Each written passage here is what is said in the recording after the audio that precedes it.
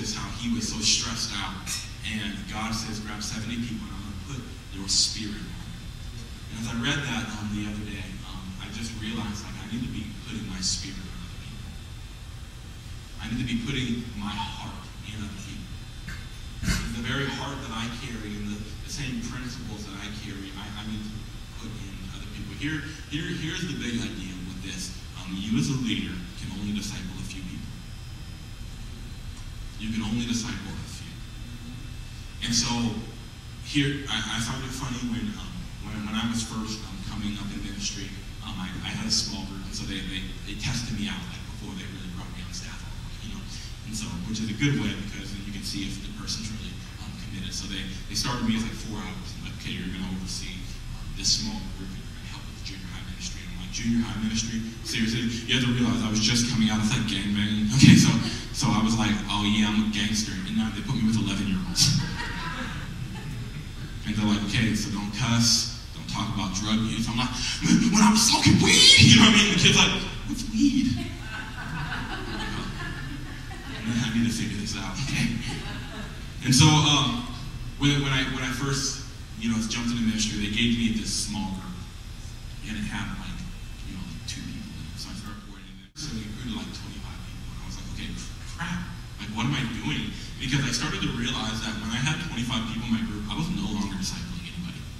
I was preaching. I was having sermons. So I'd sit them down and I'd be like, okay, walk through the Bible, like preaching. And I mean, they came, they loved it, and none of them were saved either. There's a bunch of little thugs. They're like, we like Gabe because he used to be a thug.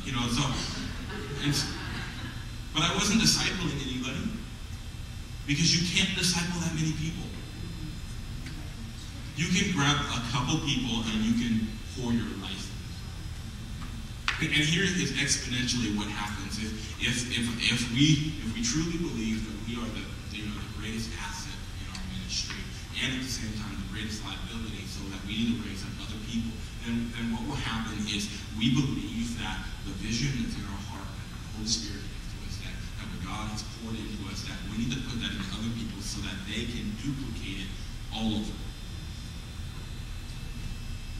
And here's the truth too. When it comes to your culture, like when we have our youth ministry on Wednesday night, and people are hanging out, people are chilling. A lot of times I'm kind of off to the side, just kind of looking at my notes or praying. And then I go out there and I see how my leaders are interacting with people. That's where the culture is being built and cultivated. And so if you aren't capable of touching everybody in your ministry, then you need to touch a couple so that everybody else can be touched. You need to put your spirit in other people. You need to disciple people. Well, this whole thing is about people. I have a friend and he's big into like the revival circle. So he's a revivalist, and so he always used to come to me and be like, okay, Gabe, I got in the spirit. We're gonna break down these barriers. And our youth ministry is gonna grow. And I'm like, okay, cool, bro. Here's a cookie. He's like, I'm gonna do this, and we're gonna prophesy to the land, and the youth are gonna come. And he would get all excited about this. And then a couple of years ago, we sat down, and he said, you know what? He goes, I was always trying to build a youth ministry and never trying to build people. And he said, and here's the funny thing, as soon as I started building people, people started coming. And it shocked me because, like I said, this is the guy that literally, and he's very gifted, very gifted guy. He'll walk up to you and he'll tell you what you were doing like 10 hours ago, and you're like, dude, get out of my life, you know what I mean? Get out of my business, all right? Yes, I yelled at my wife, stop tripping, okay? That's very, very gifted, but he just came to this practical conclusion that to build people, ministry goes. Put your spirit in other people. Now, and here's a big idea about discipleship. Discipleship is not a one-hour group. And so when I say disciple people, a lot of us, we have our discipleship method that we as your church kind of live by. And so you're like, okay, we're gonna start discipling people. We're gonna get them in this group. We're gonna teach them. We're gonna train them. We're gonna walk them through the scripture. We're gonna have scripture memorization, and all that stuff is good. Don't get me wrong, but that's not discipleship. If you really want to sum up discipleship, you have to go to John 17:6, where Jesus is praying to the Father, and he says, Father, I have manifested to them your name. This is Jesus summing up his discipleship theory. I have manifested them your name. The name of God is the character of God. It's to show them God. And so basically, here's what Jesus said. He said, I imaged God to them. I imaged Christianity to them. I imaged how to live to them. And so this implies that discipleship is close quarters. It is not a class you do, it's a life you live. Which means that you're taking people out to coffee. Which means that you're just hanging out with people. Which means that you're playing video games with people. And it's not always spiritual.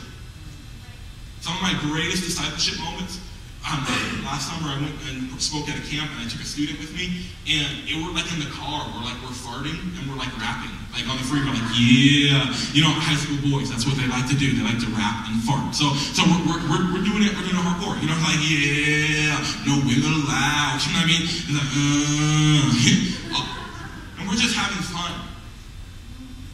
And this is some of my greatest discipleship moments. Why? Because I just showed him that sometimes being a Christian is just being normal.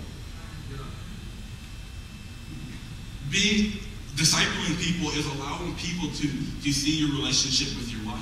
Not all of it. Praise the Lord. Okay?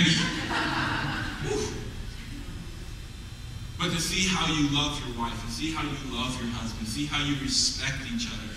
This is discipleship. And I'm convinced in my life that I need to spend 7 times, and this is just me, it's not legalistic for you, but I need to spend 7 times more time discipling people than preaching. And I preach for a long time, so that's a lot of work, okay? Which means I have to go to the mall a lot, I have to hang out a lot, I have to go to coffee a lot, I go out to eat a lot, I go do mini golf a lot. Why? Because I just want to pour into people. I need to put my spirit into other people. I need to get people around me that are going to duplicate my heart all throughout the ministry. This is how your culture goes viral. It's how your culture grows.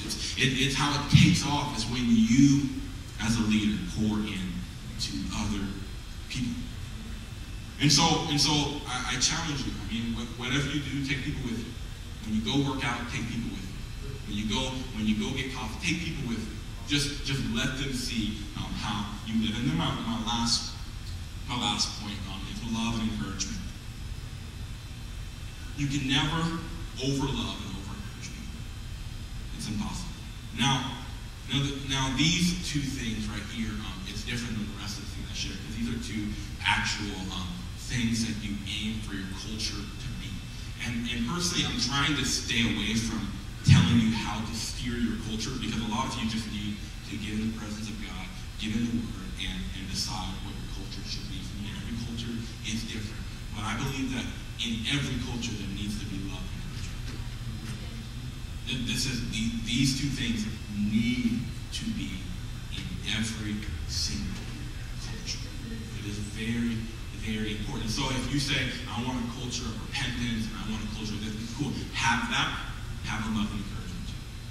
I want a culture of fun and excitement and games. Cool.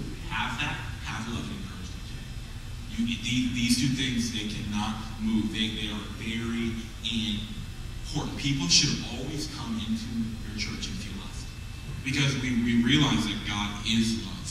And so they should always feel loved. And love, I think it's been skewed in our culture. It's been messed up, because we a lot of times we think of love as not telling people the truth. You know what I mean? Telling them what they want to hear.